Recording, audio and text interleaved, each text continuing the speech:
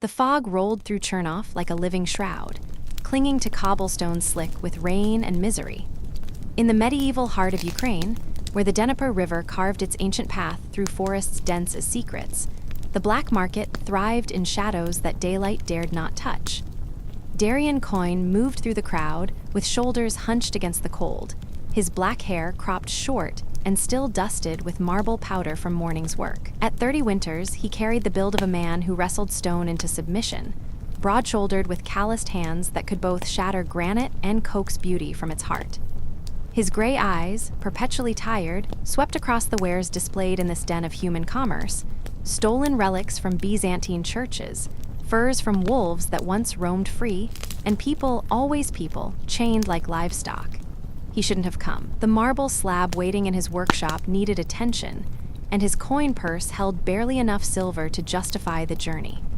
But something, a whisper carried on winter wind perhaps, or the restless ghost of artistic inspiration, had drawn him to this place where morality came to die. That's when he saw them.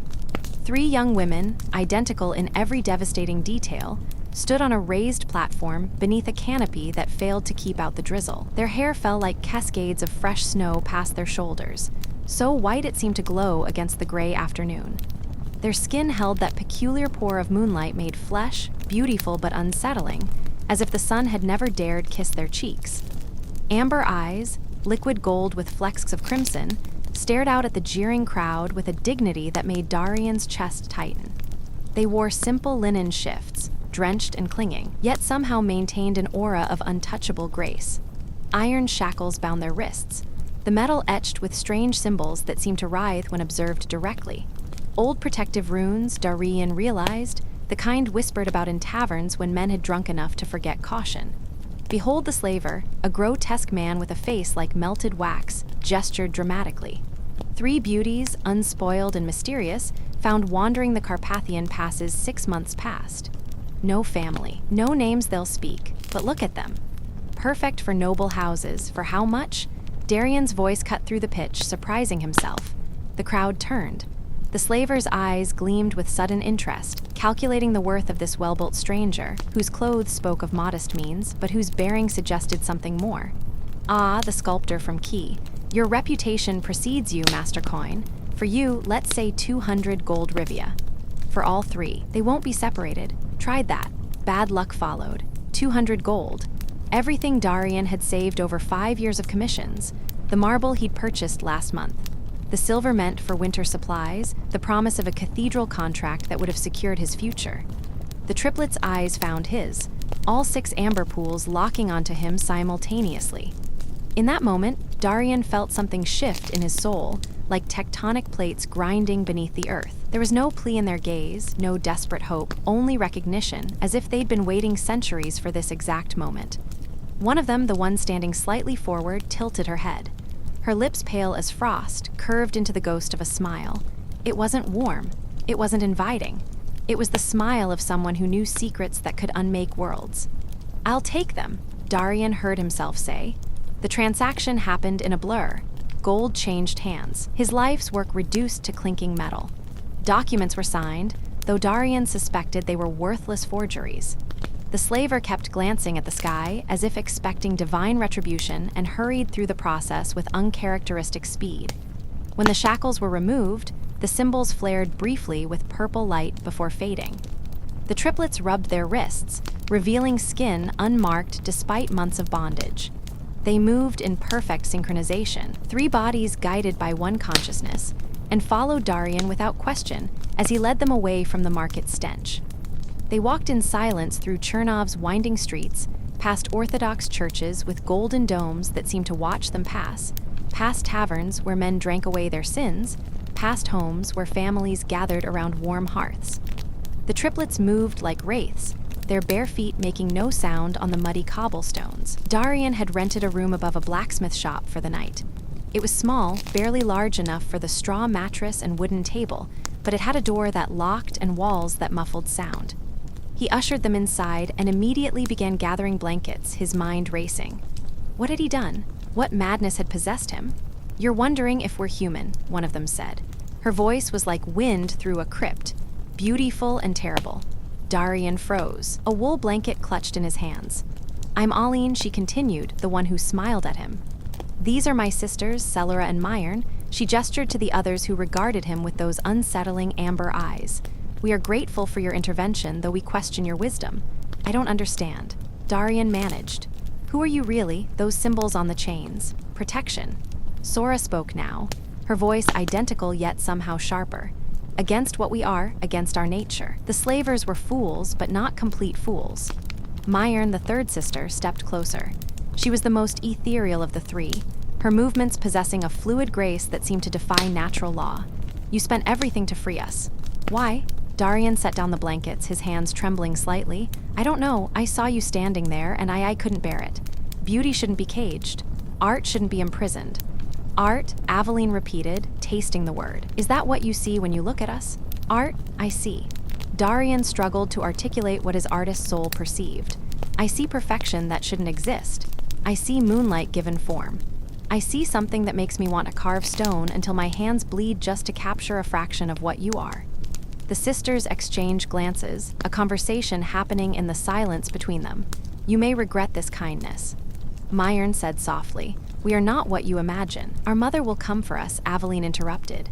She always does. And when she arrives, Master Coin, your simple life will end. Your mother is Ysolde de Vharna, Cellera said, and the name seemed to draw the warmth from the room. Queen of the Night Court, sovereign of blood and shadow, the crimson countess of the Carpathians. Darian's blood turned to ice. Every child in Ukraine knew those titles. Campfire stories. Warnings whispered to keep children obedient. The vampire queen who ruled from Castle Varna, whose very existence blurred the line between history and nightmare. He couldn't finish. Her daughters, the triplets said in perfect unison, born under eclipse, blessed with eternal night, cursed with hunger that never dies. Ian's smile widened, revealing teeth just slightly too sharp. Still think we're beautiful, Sculptor. Darian should have run, should have fled into the night and prayed to every saint he'd ever ignored. Instead, he found himself nodding slowly. Yes, he whispered, more than ever, because Darian Coin had spent his entire life chasing beauty in its purest form, and he'd finally found it, even if it wore the face of damnation. Dawn broke over Darian's workshop like a hesitant promise, pale light filtering through tall windows strewn with dust and the ghosts of winter storms. The building stood at the edge of Kiev, where the city's medieval heart gave way to wild forests, a deliberate isolation that suited a man who preferred the company of stone to people. The triplets had insisted on leaving Chernov before sunrise, their urgency unspoken but absolute. They traveled through the night, moving with supernatural grace through terrain that would have broken horses, while Darian struggled to keep pace. Now, as morning threatened to fully arrive, they stood inside his sanctuary, examining the space with eyes that missed nothing. The workshop was vast, a converted monastery chapel whose vaulted ceiling still bore faded fresco of saints whose names had been forgotten. Marble blocks in various stages of transformation occupied every corner, some barely touched, others nearly complete. All testimony to Darian's obsessive craft. Tools hung on walls with meticulous order, chisels of every size, mallets worn smooth by years of use, rasps and files that could coax whispers from stone. But it was cold, bitterly cold. The furnace sat dark and empty. Darian had sold his winterwood supply months ago to purchase the Curara marble that now dominated the workshop center, a pristine block waiting for vision to give it purpose. You live here? Sora asked, running pale fingers along a half-finished statue of a weeping angel. Her touch was feather-light, almost reverent. I exist here, Darian corrected, shrugging off his travel cloak. Living requires more than I can manage most days. Myern had drifted to the windows, her white hair catching the weak sunlight. Darian watched, fascinated and horrified as she lifted her hand into the beam. The light seemed to pass through her fingers, making her skin translucent, revealing a network of veins that pulsed with something darker than blood. The sun doesn't burn you? He asked, remembering every vampire tale he'd ever heard. A myth, Aveline said from behind him, making him jump. She moved like smoke, soundless and sudden. Sunlight weakens us, makes us less, but we don't burst into flame. We're not demons, Sculptor. We're something older, something that existed before your Christian God decided to draw lines between holy and damned. She picked up one of his chisels, testing its weight with the familiarity of someone who understood tools. Our mother, Ysolde, she's different ancient. The sun would hurt her badly, perhaps even destroy her if exposed long enough. But we three were hybrids, half vampire, half something our mother never speaks about.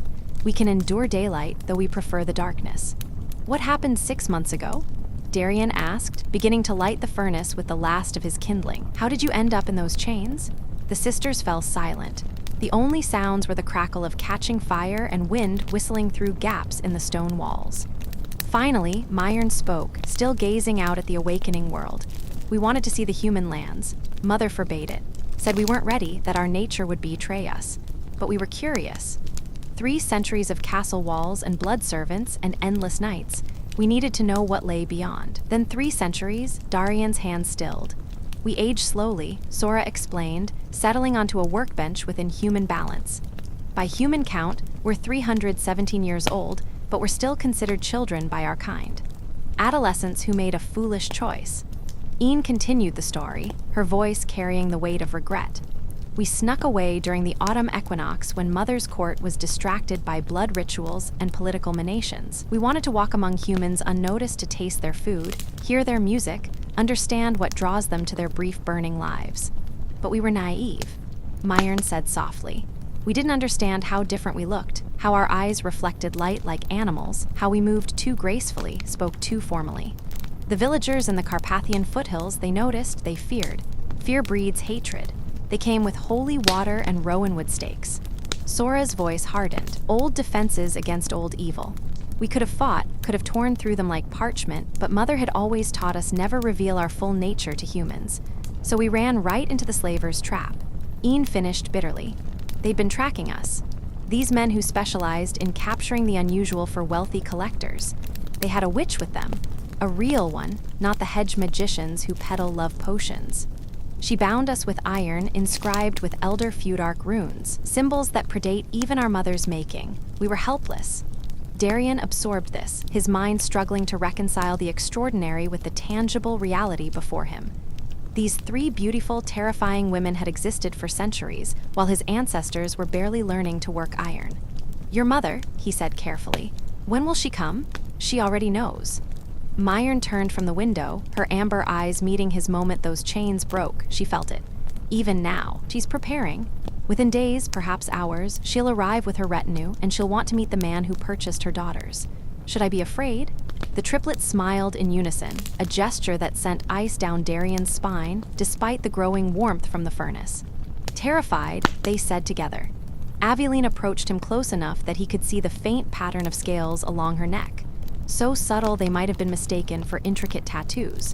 But you're not afraid, are you? I can hear your heartbeat, Sculptor. It's steady, curious, almost excited. She was right. Darian should have been paralyzed with fear. Should have been fleeing to the nearest monastery to beg for sanctuary. Instead, he felt alive in a way he hadn't experienced in years. The artistic block that had plagued him for months was crumbling, replaced by a desperate need to create. I want to sculpt you, he said abruptly. All 3 of you, not separately, together, a single piece capturing the essence of what you are. Why? Selura asked, genuinely curious. Because beauty deserves to be immortalized. Because art is the only magic humans possess. And I want to prove that our brief burning lives can create something that matches the eternal. He paused, then added with brutal honesty. And because I think if I don't carve what I'm seeing right now, I'll go mad. Myron laughed, a sound like crystal bells cracking. You're already mad. Darian Coin, no sane man would have done what you did in Chernov. Then we're perfectly matched, he replied, moving to the great marble block. I freed you from chains. Let me give you a different kind of imprisonment, one made of beauty rather than bondage. The triplets exchanged those silent glances again, their mysterious communion reaching a decision. Very well, Aveline said, but know this. Vampires don't pose idly. Our nature is restless, hungry. We'll need to feed while we're here. Feed, Darian's voice caught. Blood, Sora said simply. Not yours. Don't worry, you're too valuable to drain, but we'll need to hunt at night in the forests. Dear wolves, sometimes humans who wander where they shouldn't, Myron added with disturbing casualness. We're not mindless killers, but we are predators. It's what we are, Darren nodded slowly, accepting this new reality. Then hunt, I'll work. When your mother arrives, at least I'll have something to show for the fortune I spent and the madness I've embraced. As the sun climbed higher, casting dramatic shadows across the workshop, Darian began his preliminary sketches. The triplets arranged themselves naturally, their bodies finding a composition that seemed both planned and spontaneous. They moved together like water, three parts of a single entity. And in that moment, watching them pose against the backdrop of his stone sanctuary, Darian Coyne understood that he'd crossed a threshold from which there could be no return. The Vampire Queen's daughters had entered his life, and nothing, not his art, not his soul, not even death itself, would ever be the same. 3 nights passed in a rhythm that felt both strange and ancient. By day, Darian worked with possessed intensity, his chisels singing against marble as he rough-cut the basic forms. The triplets posed for hours without complaint, their supernatural stillness making them perfect models. By night, they vanished into the forests, returning before dawn with eyes that glowed brighter and lips stained crimson. Darian tried not to think about what or who they'd found in the darkness. On the 4th evening, as purple twilight bled across the sky, Myrn broke their unspoken arrangement. Instead of departing with her sisters, she remained in the workshop, watching Darian clean his tools with meticulous care. "You're different from other humans," she said, her voice soft as snowfall. Darian continued working, though his hands trembled slightly. Of the 3 sisters, Myrn unsettled him most, not because she was dangerous, but because when she looked at him, he felt seen in ways that stripped away all pretense. "How so?" he asked, setting down a chisel and finally meeting her amber gaze. "You don't flinch when we enter a room. You don't make signs against evil or mutter prayers. Most humans, even those who claim not to believe in our kind, their bodies betray their fear, racing hearts, cold sweats, the animal instinct to flee." She stepped closer, her white hair flowing like liquid moonlight. "But your heart beat steady, almost calm. Should I be afraid?" "Yes," Myrn said simply. "We could kill you in seconds, drain you dry before your scream left your throat. We're apex predators wearing the faces of maidens. Everything about us is designed to lure, to seduce, to consume." Darian picked up a rasp, running his thumb along its teeth. "I've spent 15 years coaxing beauty from stone. Do you know what that teaches you? That the most beautiful things are often the hardest, the most unforgiving. Marble doesn't care about your intentions. One wrong strike, and months of work shatters into worthless fragments." He looked at her directly. "You're beautiful and deadly. So is my craft. Perhaps that's why I'm not afraid. I'm simply recognizing something familiar." A smile touched Myrn's pale lips. "My mother will like you or hate you. Sometimes with her, they are the same thing." "Tell me about her," Darian said, moving to the furnace to stoke the flames. "Your mother, this vampire queen, what should I expect?" Myrn settled onto a workbench, crossing her legs with preternatural grace. "Ysolde de Vharna is complicated. She wasn't born a vampire. She was made transformed during the reign of Valmir the Great over 7 centuries ago, before Christianity came to these lands when the old gods still whispered from the forests." "What was she before?" "A princess, a warrior, a woman who refused to be married off like cattle to secure political alliances." Myrn's eyes grew distant, seeing through time. "The stories say she made a pact with something ancient, something that dwelled in the deep places beneath the Carpathian Mountains. She gained immortality, power, freedom from the weakness of human flesh.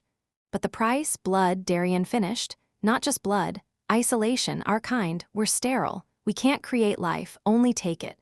Mother tried for centuries to have children naturally. Failed every time.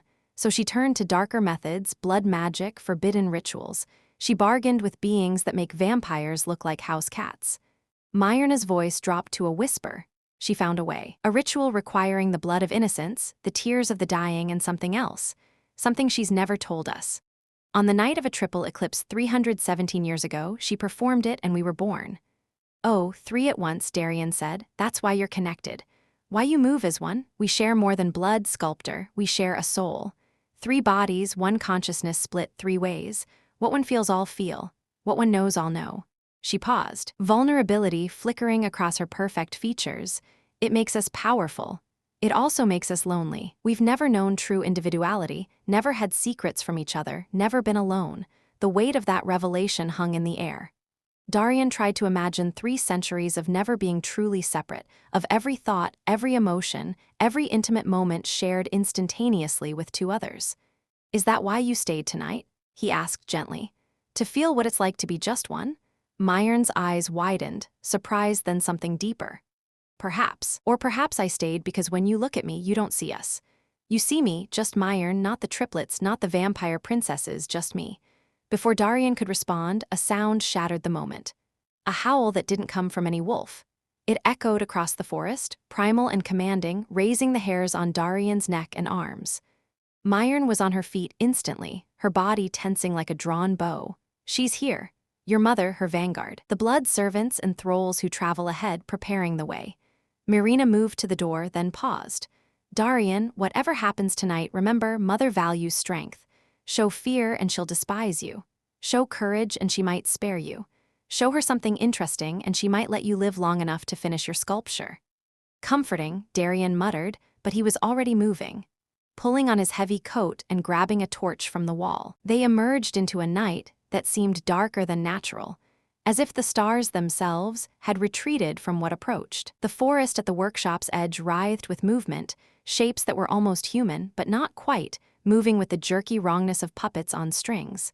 Aveline and Sora materialized from the shadows. Their earlier hunt forgotten, they flanked their sister, the 3 of them forming a united front. "Mother brings her full court," Aveline said grimly. "She's making a statement, showing the human who bought us exactly what kind of power he's entangled with." From the forest emerged figures that belonged in nightmares. Thralls. Humans who'd been turned but not fully transformed, caught in the agonizing space between life and undeath. Their eyes were milky white, their movements yet purposeful. Behind them came the blood servants, those who served willingly in exchange for drops of vampiric blood that granted temporary strength and extended life. And finally, carried on a palanquin of black wood and crimson silk, came the queen herself. Ysolde de Vharna descended from her throne with liquid grace, her feet touching the ground without sound. She was tall, nearly 6 feet, with silver white hair that cascaded to her waist like a waterfall of mercury. Her skin was porcelain, unmarred and perfect. But it was her eyes that commanded attention, blood red, ancient, holding the weight of 7 centuries of darkness and power. She wore armor that seemed grown rather than forged, black plates that moved like scales, forming to her body as if alive. A cloak of shadows billowed behind her, defying the still night air. So her voice resonated with harmonic overtones as if multiple beings spoke through one throat. "This is the sculptor who values my daughters at 200 gold. Darian stood his ground, though every instinct screamed at him to run. "Your Majesty." Ysolde's red eyes studied him with the intensity of a predator evaluating prey. She circled him slowly, her movements hypnotic. "Bold, foolish, but bold. You spent your life savings to purchase 3 women from slavers, then freed them without demanding service or gratitude. Why? Beauty shouldn't be imprisoned," Darian said, keeping his voice steady. "Beauty." Ysolde stopped before him, tilting her head. "Is that what you see when you look at my daughters? Beauty. I see art given flesh. I see perfection that makes me want to create. I see something worth more than gold." A smile curved his older pale lips, revealing fangs that gleamed like ivory daggers. "Pretty words. Let's see if your actions match them." She gestured, and one of her blood servants stepped forward, holding an ornate box. "You freed my daughters from chains. I return your payment with interest." The servant opened the box, revealing not just Darian's 200 gold, but easily twice that amount. "And I offer you something more, a royal commission. A workshop in Castle Varna supplied with the finest materials from across the world, marble from Greece, tools forged by master craftsmen, apprentices if you desire them." Darian stared at the fortune being offered, his mind racing. "What would you have me create?" "Whatever your soul demands," Ysolde said. "I've lived 7 centuries sculptor. I've seen empires rise and fall, watched humanity's greatest artists turn dust to glory, but I've never met one who could look at vampires and see beauty rather than monsters. That interests me." She stepped closer, her presence overwhelming. "Accept my offer. Come to Varna. Create your masterpieces in the heart of darkness, or refuse. Keep your simple workshop and wonder forever what you might have achieved." Darian looked past the queen to where the triplets stood, their amber eyes reflecting torchlight. Myron's gaze held something he couldn't quite name, hope perhaps, or warning. I accept, he heard himself say, but on one condition. The assembled THRS hissed, shocked at his audacity. His oldest smile widened. Name it. I finish my current piece first. Here in my workshop, the sculpture of your daughters. I need to complete it before I can create anything else. Ysolde studied him for a long moment, then laughed, a sound like breaking glass and distant thunder. Very well, sculptor, you have 1 month. Then you come to Vharna whether your masterpiece is finished or not. Agreed, agreed. The vampire queen turned to her daughters. You 3 will remain here. Guard him, inspire him, and perhaps, her red eyes gleamed with dark amusement, teach him what it truly means to dance with darkness. With that, she returned to her palanquin, her court following like shadows. Within moments, the forest had swallowed them, leaving only the echo of their presence. Darian stood in the silence, his heart finally beginning to race, his hands shaking with delayed shock. Myron touched his shoulder gently. You just made a bargain with the vampire queen. Do you understand what that means? That my life just became infinitely more complicated, that your life just became hers? Evine corrected. And ours? You belong to the night now, sculptor. Whether you live or die, succeed or fail, you're ours. Darian looked at the 3 sisters, beautiful, deadly, impossible, and felt something shift in his chest. Not fear, not quite desire, something more dangerous than either. Purpose. Then let's make sure I create something worthy of the price, he said, turning back toward the workshop. We have work to do. The days blurred into an intoxicating rhythm of creation and revelation. Darian worked like a man possessed, his chisels biting into marble with fury and precision. The sculpture was taking shape. 3 figures intertwined, their bodies flowing together like water frozen mid-dance. Their faces capturing that otherworldly beauty that walked the knife's edge between divine and damned. But it was the nights that truly transformed him. The triplets had always been enigmatic, but now bound to remain in his workshop by their mother's command. They revealed layers of themselves that few mortals had ever witnessed. They spoke of centuries past of Byzantine courts and Mongol invasions, of plagues that wiped out villages while they watched from castle windows eternally untouched. They described the taste of different bloods.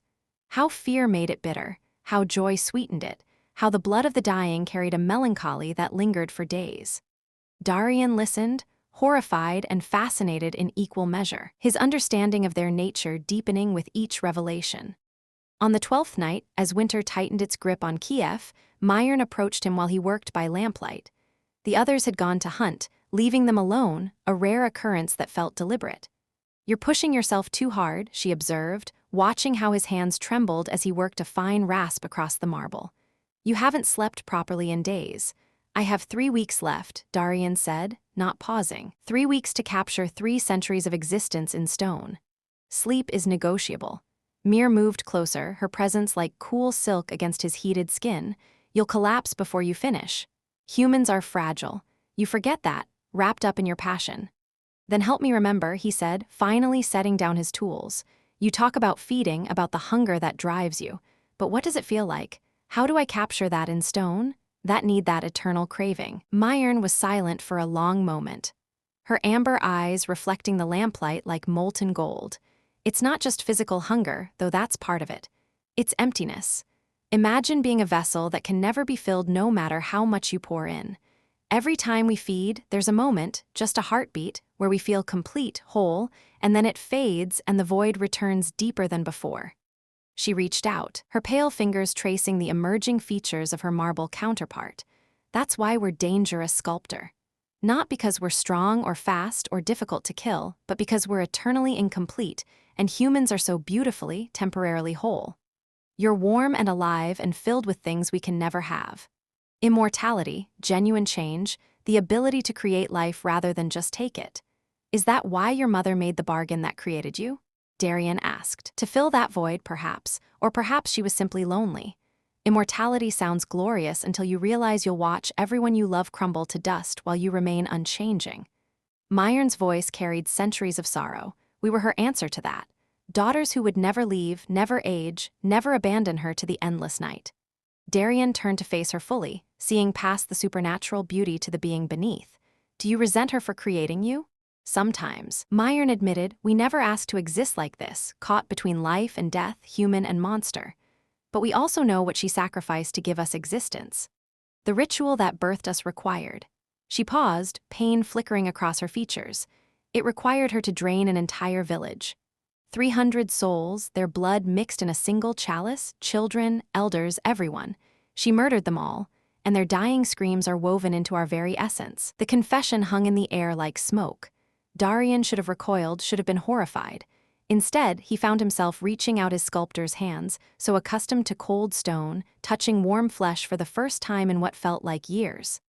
I'm sorry, he said simply. Myron's eyes widened.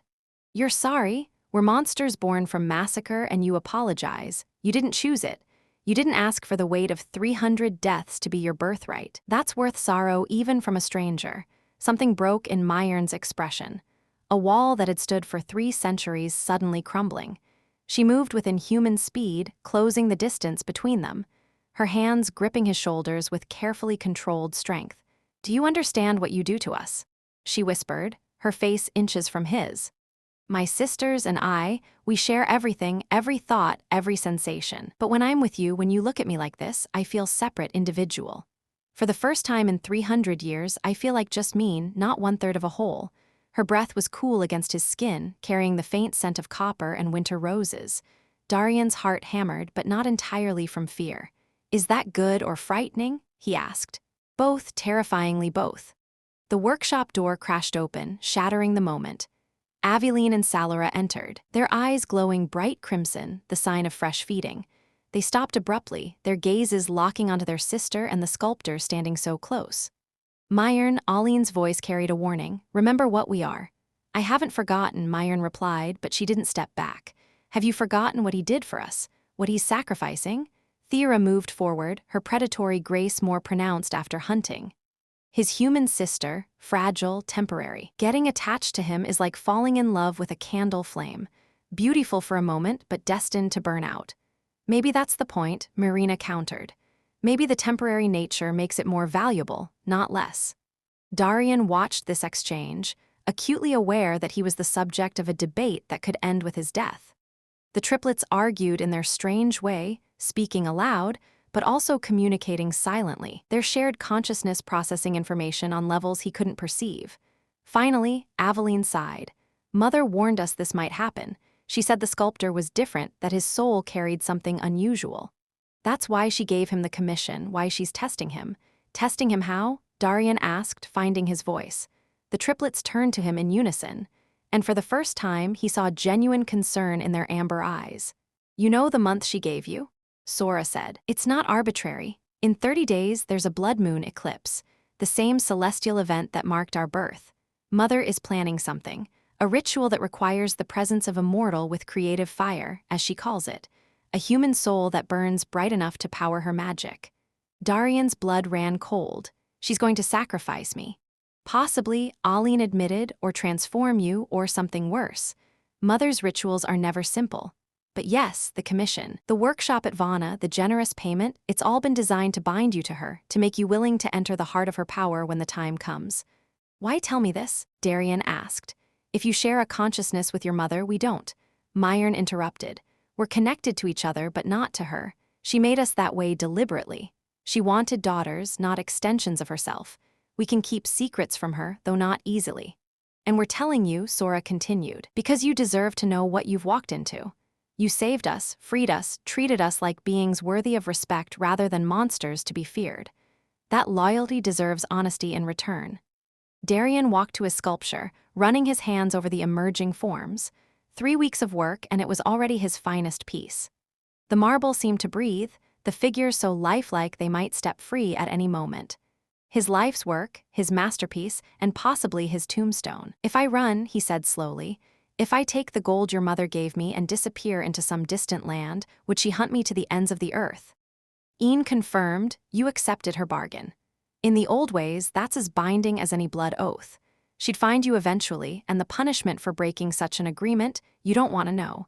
And if I go to Vharna willingly, if I face whatever ritual she has planned, then you might survive. Myron said softly, or you might become something else entirely. Vampiric transformation isn't the only magic Mother commands.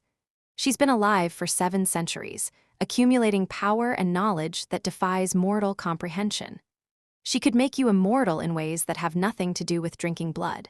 Darian laughed, a slightly hysterical sound. So my choices are run and be hunted down or walk willingly into a ritual that might kill, transform, or fundamentally change me. Those are terrible options. There's a third option, Sora said quietly. Finish your sculpture. Make it so perfect, so powerful that Mother sees value in keeping you alive as you are. She's a collector of beautiful things and she respects true artistry. If you can create something that moves even her ancient heart, she might spare you the ritual altogether. Might? Darian repeated. That's not particularly reassuring. We're vampires, not prophets, Aveline said with a slight smile. We can't promise anything except this. We'll protect you as much as we're able. You bought us in that Chernoff market, but you gave us something more valuable, freedom and respect. That creates a debt among our kind, a debt we intend to honor. Myrn stepped close again, her hand finding his. 3 weeks, Darian, create your masterpiece. Pour everything you are into that stone. And when the blood moon rises, stand before our Mother with your work as your shield. It might not be enough, but it's better than running or accepting fate passively. Darian looked at the 3 sisters, these impossible, beautiful, deadly creatures who had somehow become the center of his world in such a short time. He thought about the empty years before they'd entered his life, the meaningless commissions, the hollow victories of technical skill without true passion. Then I'll create, he said firmly. And when I stand before your Mother, at least I'll do it, having achieved something worth dying for. The triplets smiled, sad, proud, and something else he couldn't quite identify. That's the spirit that caught Mother's attention. Ian said, the willingness to burn bright, even knowing the flame won't last forever. Very well, Sora added. We'll help however we can, pose for as long as needed, share our story so you understand what you're trying to capture, and keep you alive long enough to finish. Myrn concluded, squeezing his hand gently, because if you're going to face your fate, you'll do it with your masterwork complete.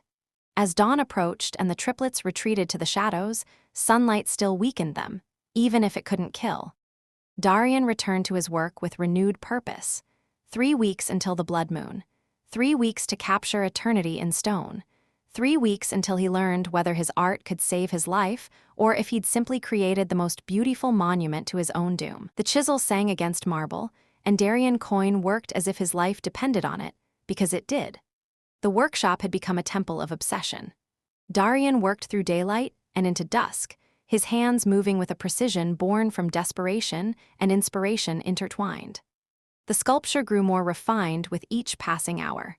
The triplets' marble forms, now so detailed that individual strands of their stone hair seemed ready to flutter in an unfelt breeze. 17 days had passed since Ysolde's visit. 13 remained until the blood moon. The sisters had kept their promise, posing tirelessly and sharing fragments of their existence that Darian wove into his work. But something had shifted between them, particularly with Myrn. She lingered when the others left to hunt, her presence becoming as essential to his creative process as the tools in his hands. On the 18th night, as winter snow began to fall outside, blanketing the world in silence, Myrn asked a question that changed everything. What does it feel like to be mortal? Darian paused mid-stroke with his finest chisel, surprised by the rawness in her voice.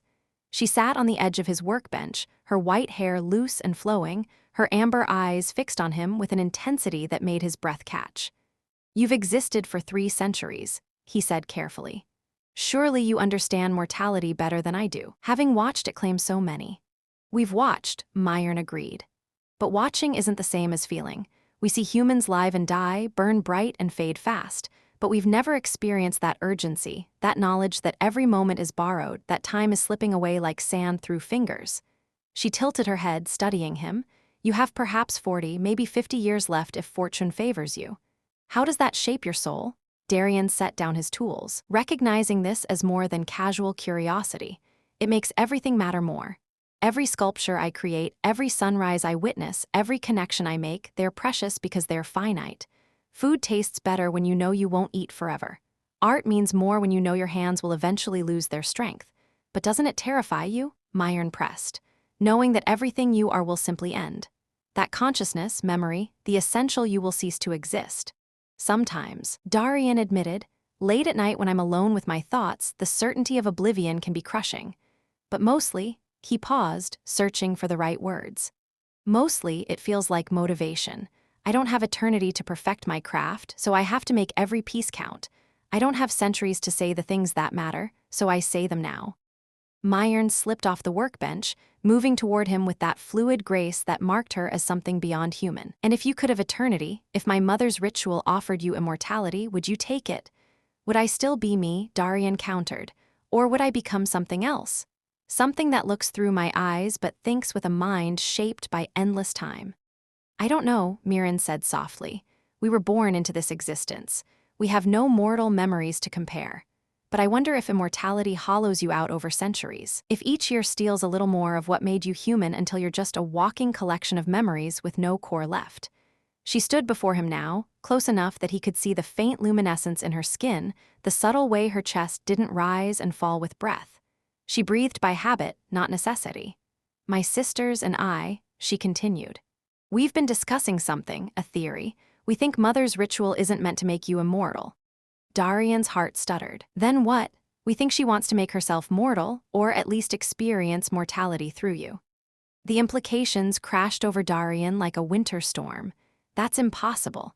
Why would a 7th-century-old vampire queen want to become human, not become experience?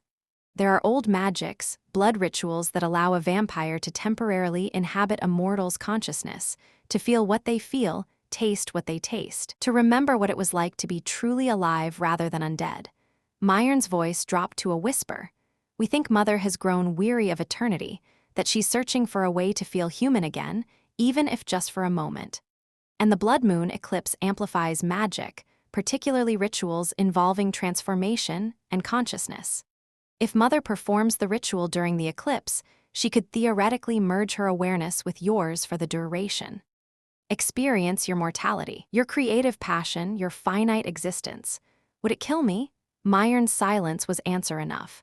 The human consciousness isn't meant to contain a vampire's essence. She finally said, the sheer weight of 7 centuries of memories of accumulated power of vampiric nature pressing against mortal limits. Most humans would be destroyed instantly. Their minds would shatter like ice hit by a hammer. Most humans, Darian repeated, but not all. Mother chose you specifically. She's been searching for years, testing artists, musicians, writers, anyone with what she calls creative fire. Most failed her trials without even knowing they were being tested. But you, Myron, reached out, her fingers hovering near his face without touching. You purchased vampire princesses without flinching. You created art that captures our true nature rather than just our appearance. Your soul burns unusually bright, sculptor. Mother thinks you might survive what's coming. Might, Darian said bitterly. That word keeps appearing in my future. I'm sorry, Myron whispered. If we could change it, if we could defy Mother's will without condemning ourselves and you to worse fates, we would. But vampire law is absolute. Once a bargain is struck, it must be honored. Your only path forward is through. Darian turned back to his sculpture, looking at the nearly completed work. The 3 sisters stood eternal in marble. Their beauty captured, but also their sorrow. Their hunger, the weight of centuries in their stone eyes. It was his masterpiece. He knew that with certainty. Nothing he created afterward could match this perfect fusion of technical skill and emotional truth. Then I need to finish this, he said quietly before the ritual. Before whatever happens to me happens, this sculpture needs to exist as testimony. Proof that I lived, that I created, that I mattered. It will exist. Myron promised. Whatever becomes of you will protect this work. We'll ensure it's remembered. Something in her voice made Darian turn. She was crying. Not human tears, but thin trails of blood that traced down her pale cheeks like crimson jewels. Myron, I'm breaking protocol, she said, her voice rough with emotion. Sisters don't develop individual attachments to mortals. We're supposed to remain unified, to see humans as beautiful, but temporary, like flowers that bloom and wither. But you, when I'm with you, I don't feel like part of a whole. I feel like myself, just Myron. And the thought of losing that, of you being destroyed or transformed into something that no longer recognizes me. She couldn't finish. The blood tears flowed faster, and Darian found himself moving without conscious thought, pulling her into his arms. She was cool against his warmth, solid yet somehow fragile, as if she might shatter from the weight of her own emotions. I don't want to lose this either, he confessed into her white hair. These weeks with you, with all of you, have been the most alive I've ever felt. And yes, I'm terrified of what's coming.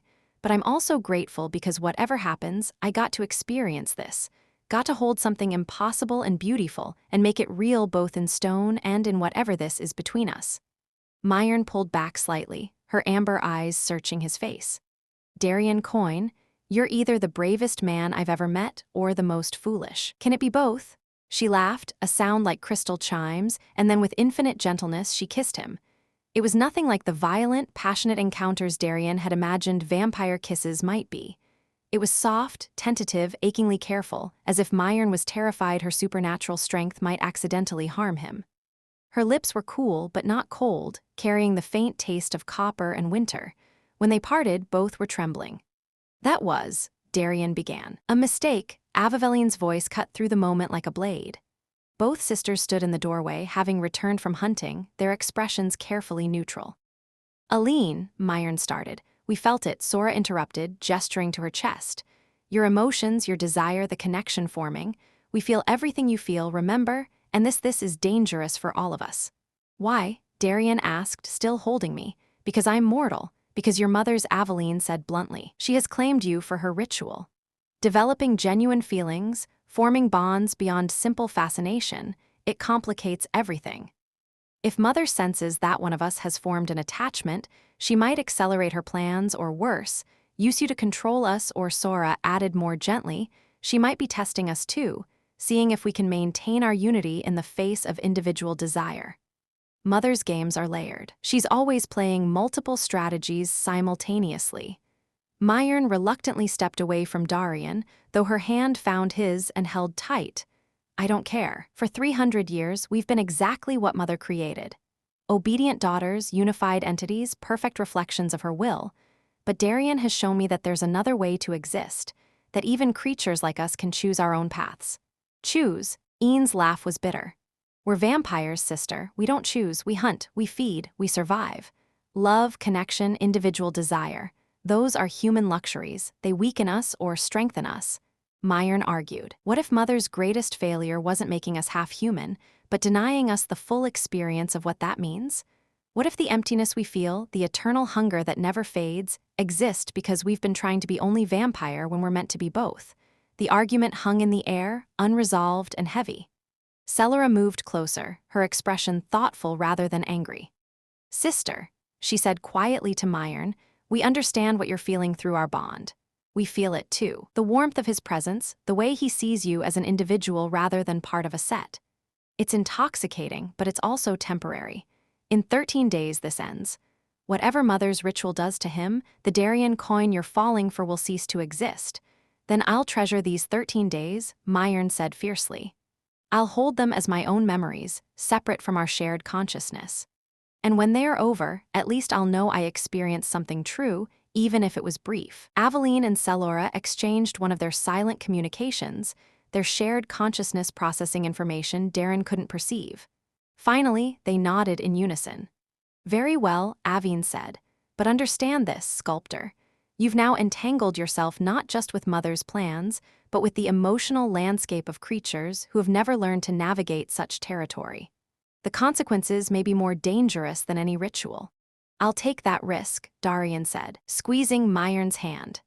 As the sisters retreated to their separate corners of the workshop, leaving him alone with Myron once more, Darian realized the truth. He'd already crossed the point of no return. The sculpture was nearly complete. The blood moon approached and his heart had betrayed him by choosing to feel in the face of certain doom. But looking at Mi's face, seeing her smile genuinely, individually, beautifully, he couldn't regret it. 13 days until everything changed. 13 days to finish his masterpiece and prepare for a fate he could neither predict nor prevent. 13 days to love something impossible before the dawn of transformation. The chisel returned to marble and Darian worked through the night with Myron beside him, their hands occasionally touching, their hearts, one beating, one still, somehow finding rhythm together. 5 days remained until the blood moon and the sculpture stood complete. Darian stepped back, his body trembling with exhaustion and something deeper, the profound emptiness that followed creation. For 25 days he'd poured everything into this work, his skill, his passion, his understanding of beauty and darkness intertwined. Now it was finished, and the Marble Sisters stood frozen in their eternal dance, more alive than stone had any right to be. The triplets circled the sculpture in silence, studying themselves rendered in pristine white Carrara marble. Their expressions were unreadable, but Darian could sense their assessment carried weight beyond mere aesthetic judgment. "It's perfect," Salara finally whispered, her voice carrying genuine awe. "You've captured not just our appearance, but our essence, the hunger in our eyes, the weight of centuries in our posture. The way we're separate yet unified." "Look at the hands," Aline said, pointing to where the marble fingers of the three figures intertwined. "See how they grip each other? Not gently, but desperately, as if we're holding each other together against forces that would tear us apart. That's exactly what it feels like." "How did you know?" Darian wiped marble dust from his hands, his fingers raw and bleeding from days of relentless work. "Because I watched you, not just your bodies, but the way you exist together.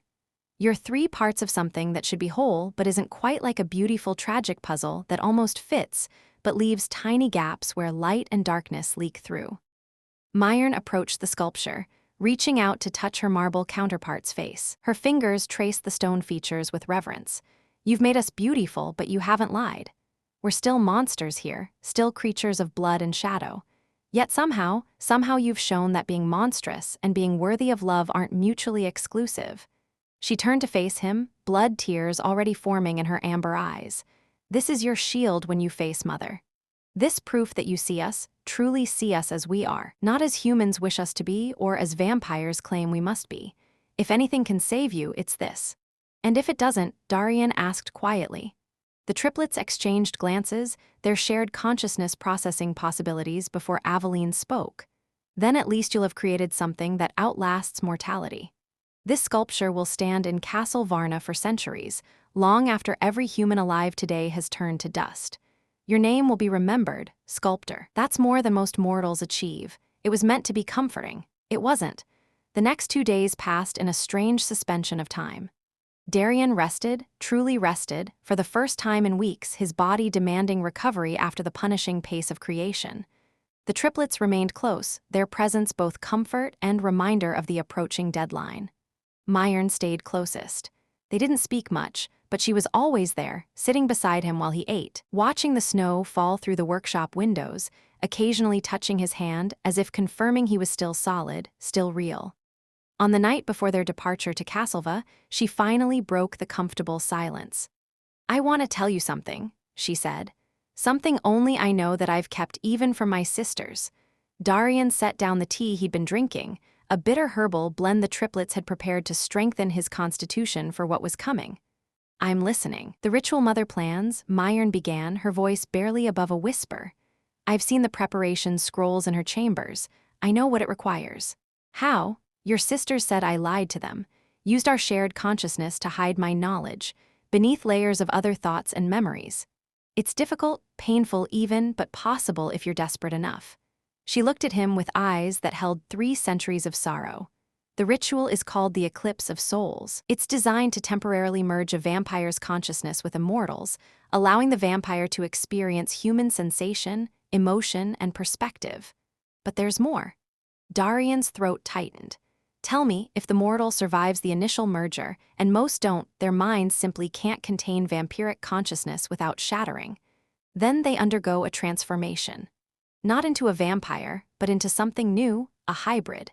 Neither fully mortal nor fully undead. They keep their humanity, their creative fire, their ability to experience life as humans do, but they gain supernatural strength, extended lifespan, immunity to disease and aging." That sounds, Darian hesitated, almost too good to be true, because it is. The price is steep. Myrn's hands clenched into fists. To complete the transformation, the ritual requires the willing sacrifice of blood from those who care about the mortal. Not just any blood. Emotional blood given freely by someone who genuinely loves the subject enough to risk weakening themselves permanently. Understanding crashed over Darian like ice water. "You, me," Myrn confirmed, "and possibly my sisters if they choose to participate. But here's what Mother hasn't told anyone. The more blood given, the more of our nature transfers to you. If all 3 of us participate, you won't just become a hybrid. You'll become bound to us, connected through blood magic in ways that mirror our own shared consciousness. You'd feel what we feel, know what we know. You'd become, in essence, the fourth part of our fractured whole. Though why would your mother want that control? Myrn said bitterly. She created us to be her daughters, her companions through eternity. But we are still separate from her, still capable of keeping secrets and forming our own desires. If she binds you to us through the ritual, and we're already bound to you through love and loyalty, then she gains leverage over all four of us. It's a chain disguised as a gift. Darian stood, pacing the workshop as his mind raced. So my choices are refuse the ritual and die for breaking our bargain, or accept it and become a tool to control you and your sisters. There might be another way, Myrn said carefully. The ritual requires willing sacrifice. If my sisters and I refuse to give our blood, the transformation can't complete. You'd gain some benefits from the initial merger, enhanced strength, extended life, but you'd remain fundamentally human, and Mother would be furious, but she couldn't blame you. You'd have fulfilled your part of the bargain. She'd punish you instead. Yes, no, Darian said immediately. I won't let you suffer for my sake. It's not your decision. Myrn encountered standing to face him. We're not helpless victims, Darian. We're ancient, powerful, and capable of enduring Mother's displeasure. We've done it before, and we'd survive again. But watching you be destroyed or transformed into a leash meant to bind us, that would hurt worse than any punishment Mother could devise. Before Darian could respond, the workshop door burst open. Ian and Salara entered, their faces set with determination. We heard everything, Aveline announced. Through our bond, you can't hide this from us, Myrn. I wasn't trying to hide it from you, Myrn said. Just from Mother. I needed you to hear it from me directly to understand what we're really facing. Salara moved to stand beside her sister, forming a united front. Then let's be clear. We refuse to participate in Mother's ritual, all three of us. Darian will undergo the eclipse of souls and gain whatever benefits come from merging with Mother's consciousness. But he'll remain human, remain himself. And if Mother wants to punish us for defying her plans, let her try. You'd risk her wrath for me? Darian asked, his voice rough with emotion. You spent your life savings to free us, Ian said simply. You treated us with dignity when you could have demanded servitude. You created art that honors rather than exploits us. And you've given me something she's never had. Individuality, recognition as a singular being that's worth defying even our mother. Besides, Sora added with a slight smile, we're curious to see how this plays out. 3 centuries of absolute obedience has grown tedious. Perhaps it's time we reminded Mother that we're daughters, not puppets. Myrna crossed to her sisters, and the 3 of them joined hands, a gesture Darian had never seen them make before. In their unity, he saw not the forced cohesion of shared consciousness, but genuine sisterhood, chosen solidarity against the darkness that had birthed them. Then we have a plan, Myrn said, turning back to Darian. Tomorrow night we travel to Castle Varna. You'll undergo the eclipse of souls during the blood moon. Mother will experience your mortality, your creative passion, your human warmth. And when the ritual reaches the moment of transformation, we'll withhold our blood. You'll emerge changed but still yourself. Still, Darian Coin, sculptor and miracle worker.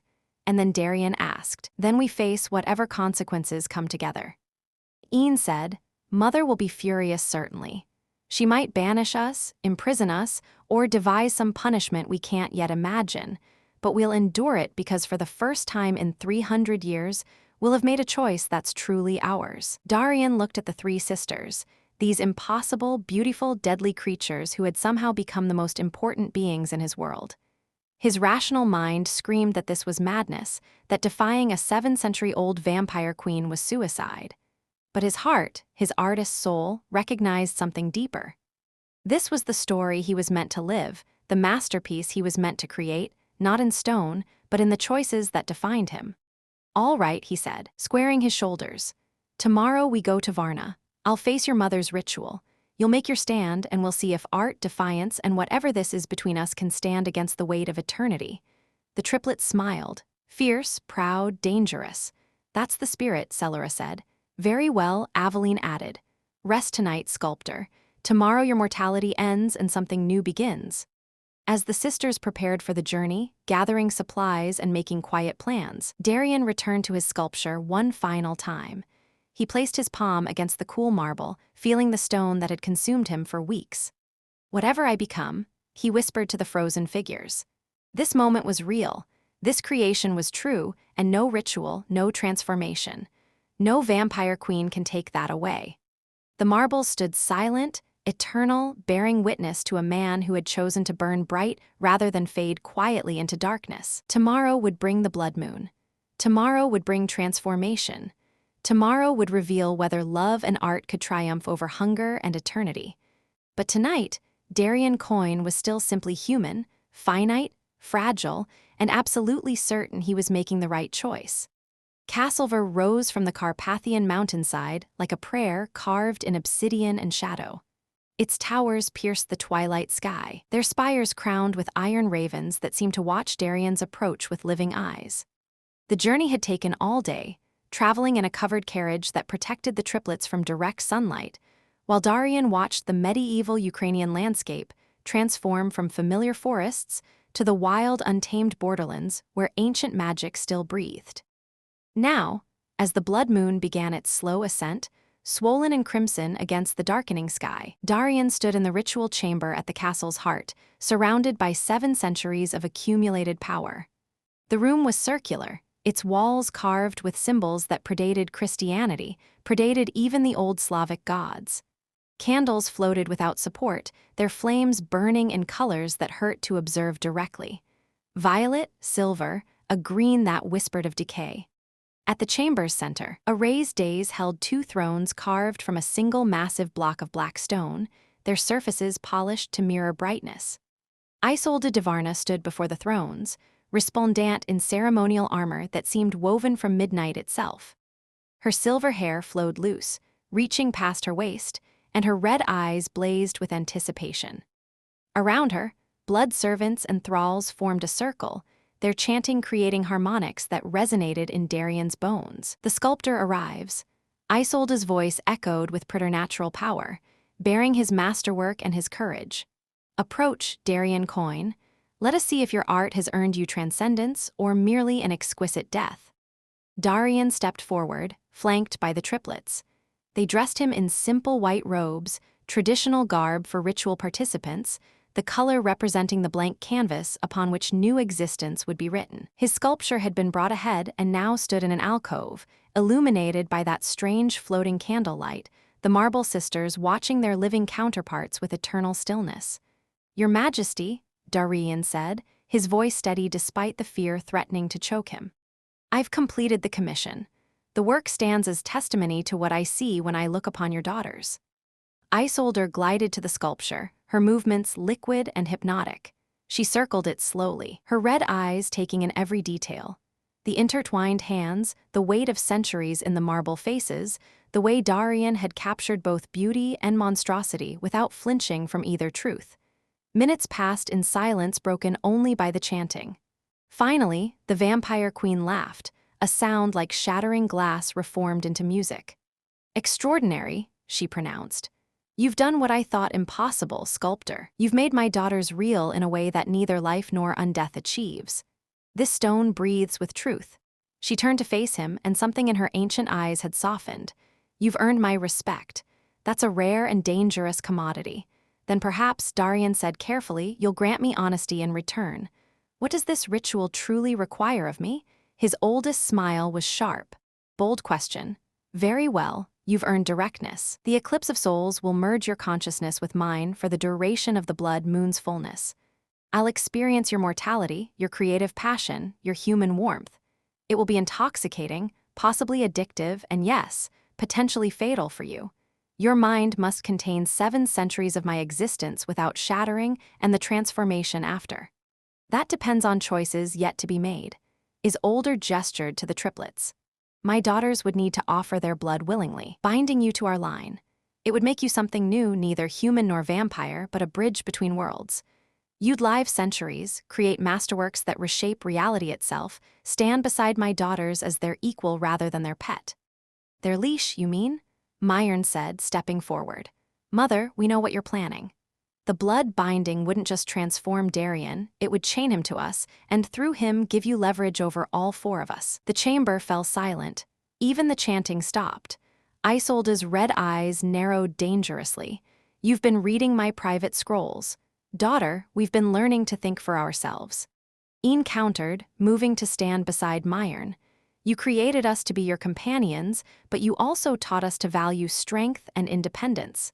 Now we're exercising both." Salara completed the united front, the three sisters forming a barrier between Darian and their mother.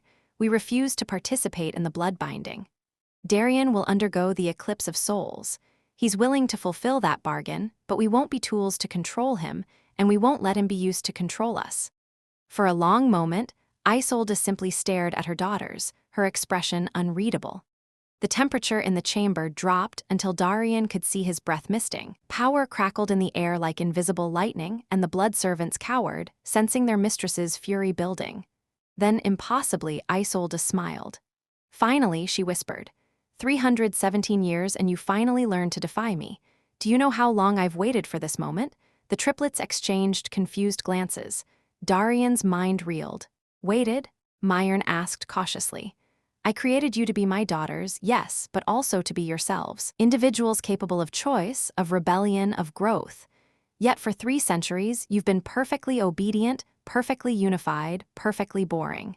His older moved closer, her ancient face showing something that might have been pride. "I engineered this entire situation.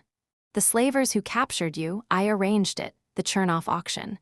I ensured you'd be there when the sculptor arrived. Every piece of this elaborate dance was designed to see if you could learn to think beyond my expectations." "You wanted us to refuse?" Ian said, disbelief coloring her voice. "I wanted you to choose to risk my displeasure for something you believed in to become true daughters rather than perfect reflections." Ysolde turned to Darian. "And you, Sculptor, you were the catalyst I needed. A mortal with courage enough to see beauty in monsters, to sacrifice everything for beings he barely knew, to create art that told truth rather than comfortable lies. You've taught my daughters what 3 centuries in my castle couldn't. That existence means nothing without the freedom to define it yourself." She swept back to the thrones, gesturing for silence as the blood moon reached its apex, visible through the chamber's crystalline ceiling. Its crimson light bathed everything in shades of rust and roses. "We proceed with the eclipse of souls," Ysolde announced. "But without the blood binding, Darian Coin will merge with my consciousness, survive or perish by his own strength, and emerge as whatever he was meant to become. No chains, no leverage, just transformation earned through courage rather than imposed through control." She fixed the triplets with a piercing stare. "And you 3 will face consequences for your defiance, but not punishment. Consider this your emancipation. You've proven yourselves worthy of independence. After tonight, you're free to leave Varna if you choose. Free to forge your own paths through eternity. Free to love this mortal sculptor without my interference." Myrna's blood tears returned streaming down her pale cheeks. "Mother, don't thank me yet," Ysolde said wryly. "Freedom is harder than obedience. But it's time you learned that lesson. Now enough sentiment. The blood moon waits for no one, and this ritual won't perform itself." Darian was guided to one throne while Ysolde took the other. Blood servants began their chanting again, the harmonics building to a crescendo that made reality feel thin and malleable. The vampire queen reached out, taking Darian's hand in hers. Her skin was cold, ancient, carrying the weight of 7 centuries of existence. "This will hurt," she warned. "My consciousness is vast, sharp, filled with memories that could cut your soul to ribbons. But if you survive, if you hold on to who you are while experiencing what I am, you'll emerge stronger, different, forever changed." "I understand," Darian said, his eyes finding me in the circle of watchers. She smiled at him, fierce and proud and terrified. "And I'm ready. Then let us begin." The blood moon's light intensified, pouring through the ceiling like liquid fire. Ysolde's red eyes began to glow, brightening until they were miniature suns of crimson radiance. The chanting reached a fever pitch, and suddenly pain, unimaginable, exquisite, reality-shredding pain, as something vast and ancient poured into Darian's consciousness. He felt himself being filled, stretched, his mortal mind expanding to contain the impossible. Memories flooded him. Ysolde as a young princess refusing marriage. Ysolde making her dark, packed in caves that descended to hell itself. Ysolde's first kill, her first century, her endless parade of triumphs and sorrows, and the crushing weight of time. He felt her hunger, not just for blood, but for meaning, for connection, for something to break the monotony of immortality. He felt her creating the triplets, pouring her desperate loneliness into dark magic, birthing 3 daughters from blood and agony and love, so fierce it bordered on madness. And beneath it all, he felt her exhaustion. 7 centuries of existence, and Ysolde de Vharna was simply tired. But alongside her memories, Darian felt his own expanding, becoming something more. His artistic vision deepened, seeing patterns in reality itself. The way stone wanted to be shaped. The way shadow and light danced in eternal partnership. The way beauty and horror were simply different facets of the same truth. He was dying and being reborn simultaneously, his mortal self burning away while something new took its place. Through the pain, he heard Myrn screaming his name. Felt the triplets trying to reach him, but held back by the ritual's power.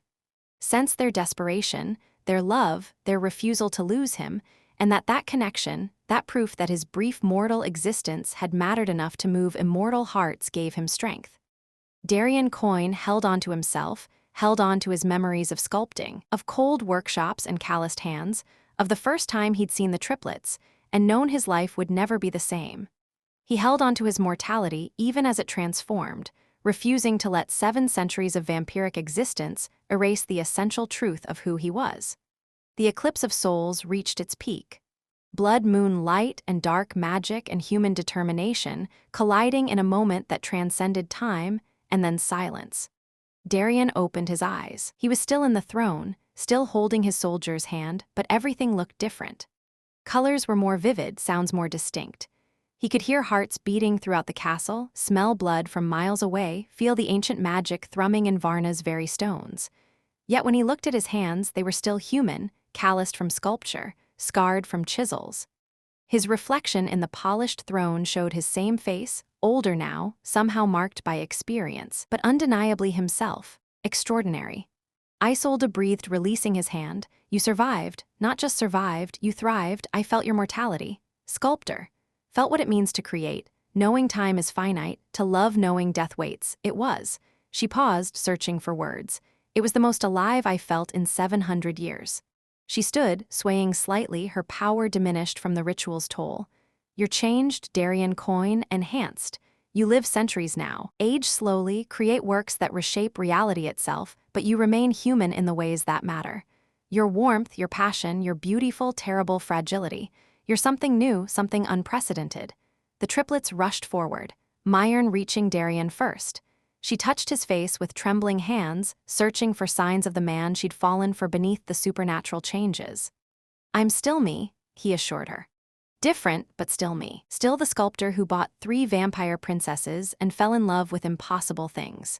Still the man brave enough to defy eternity," Myrn whispered and kissed him properly this time without fear of harming him. Their enhanced natures meeting as equals. Ysolde watched with something that might have been approval. "My daughters, you're released from my direct authority. Stay at Vharna or leave as you choose.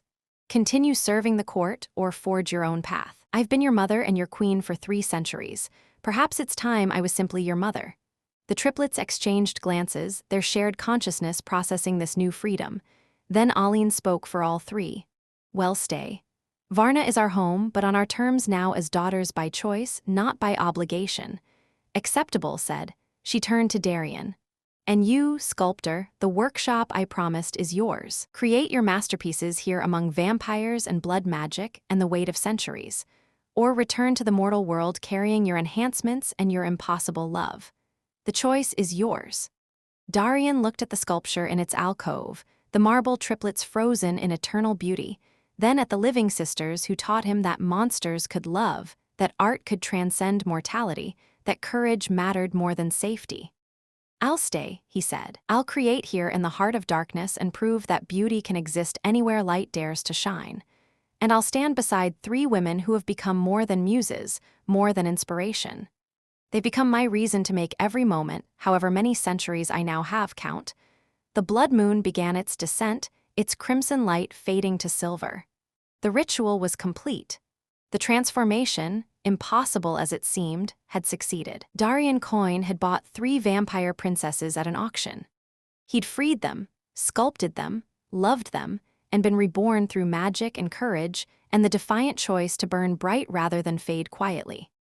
And now, as dawn approached and Ysolde dismissed her court, as the triplets gathered around him with blood tears of joy, as Castle Varna settled into its ancient rhythms, with one new heartbeat echoing through its halls, Darian understood the truth. He'd found his masterpiece, not in marble, though that sculpture would stand for centuries. But in this moment, this choice, this impossible love that bridged mortality and eternity. And in the workshop that awaited, with infinite time stretching before him and 3 beautiful, terrible, beloved companions at his side, Darian Kovren picked up his first chisel in his new life and began to create. Because art, like love, like life itself, was worth pursuing, especially when you had centuries to perfect it.